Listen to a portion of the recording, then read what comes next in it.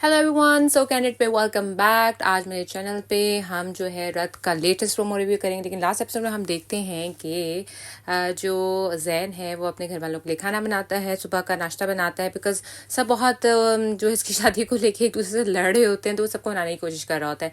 दूसरी तरफ जो है जैन को जो है वो मिल जाती है ईमान एक ग्रॉसरी स्टोर पे, क्योंकि उसके कार्ड नहीं चल रहा होता, वो उसकी हेल्प करता है। ही seems quite cute boy and helping boy. और ईमान को बहुत अच्छा लगता है। वो उसको ऑफिस में जाती है, तो चाय शाय पिलाती है और अपने दिल की बात भी कहती है कि उस दिन उसे जो भी बातें कही, बिकॉज वो अपने बाप के सामने नहीं चाहती कि उसका उसका शौहर भी जो है ना वो आंखें चढ़ा के बात करे, जैसे उसकी बाकी बहनों के शौहर करते हैं। और उन्हें जो है वो एक मतलब घर में तमाशा लगाया हुआ है। दूसरी तरफ जो है जैन की माँ और उसकी फूफा, वो उसकी आपस में जो है ना वो खिटपिट चल रही है।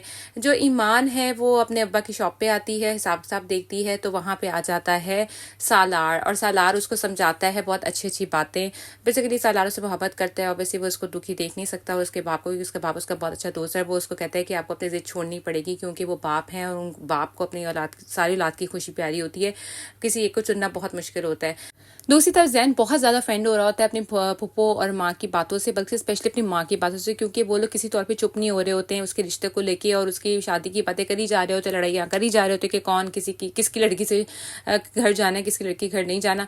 ईमान उधर अपना मामला सॉल्व करने की कोशिश कर रही होती है। अपनी बड़ी बहन को वापस अपने घर भेजने की कोशिश कर रही होती है, तो उसने ये सोल्यूशन देती है कि हम अकीका कर लेते हैं दूसरी बहन के बेटे का, क्योंकि वो भी सेम घर पे ही होती है। और वो फिर उनके सास के घर जाती है, उन्हें बोलती है कि हम अकीका हम करेंगे, तो आप प्लीज़ कल जो है वो जमील को भेज देंगे, वो जो है उनकी बहन को ले जाए। इस तरीके से ये मामला सारा सॉर्ट आउट होता है। जैन अपने दिल की बात अपनी पुप्पी को कह देता है कि वो ईमान को पसंद करता है, लेकिन ईमान नीड स्पेस, तो इस वजह से वो भी उसको टाइम देना चाहता है। खैर ईमान की बहन का जो शौहर है वो आता है, वो अपने बच्ची को लेके जाता है और अपनी बीवी को भी, और अपने जो है वो ससुर से भी जो है वो माफ़ी मांगता है। जो बेचारा सालार है वो बहुत ज़्यादा दुखी होता है। वैसे जो है ना शहरयार ने बहुत ज़बरदस्त एक्टिंग की है। उसका भाई उसको कॉल करता है कि वो किधर है, बहुत ज़्यादा डरता है। ये स्टोरी अभी आगे डिस्क्लोज होगी वो इतना डरता क्यों है। बेचारा सालार क्या करे, ईमान की शादी को रोक नहीं सकता और ईमान को दुखी और देख नहीं सकता।